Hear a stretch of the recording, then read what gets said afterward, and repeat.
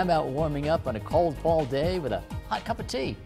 Mark from LaJava joins me now with some great fall teas and how to get them going, because I mean people think, well, Mark, you take the bag, you put it in there for a couple minutes, boom, you're done. Correct. But there's a whole bunch of other ways to do this, and really each kind of tea is kind of a different process, isn't it? That is correct. Yeah, there's all difference between your regular bag tea you go into like your grocery store and pick up or whatever, but your bulk teas are going to be a lot more flavorful, and they're also going to have, it's a better cut of the tea, a better tea leaf and everything. So there's multiple different ways of brewing teas versus just doing the regular bag style. Mm-hmm. So, and I brought various styles with, and what we'll do is I'll actually use one of our newest styles, which is called a teas. And basically for brewing, like I have our green almond cookie tea. Okay. Sounds good. It all smells great right here. I don't know what I'm smelling, but I think it's the combination. Well, you're probably smelling the two that I have brewed here, yeah. the cinnamon orange spice, and then this is the caramel apple rooibos. Wow. So for basically brewing tea, being like a green tea versus a black tea versus an herbal, the green teas always, and the white teas, you want a little bit of a lower water temperature. Oh, okay.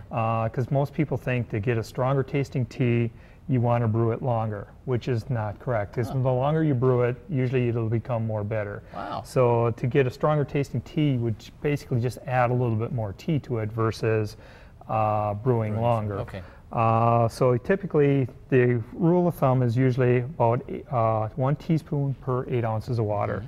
Mm-hmm. And for like this process, this one will just sit into the cozy and it'll steep. For this one being a green tea, we'll probably let it go about 2 minutes. Okay. And then when it's done, then at that point it'll just drop into the cup then. Wow. Then, like I said, I brought several others. Yeah, you got other kind of fall flavors kind of things, correct. Right? Yeah, I brought our green almond cookie tea. We have a cinnamon orange spice, which is our black tea. And black teas you're going to brew at a little bit of a higher temperature than your green teas, usually around 195, 200, where green tea is usually around 185 or so. And being like 2 minutes, this one would be like 3 to 4 based on taste.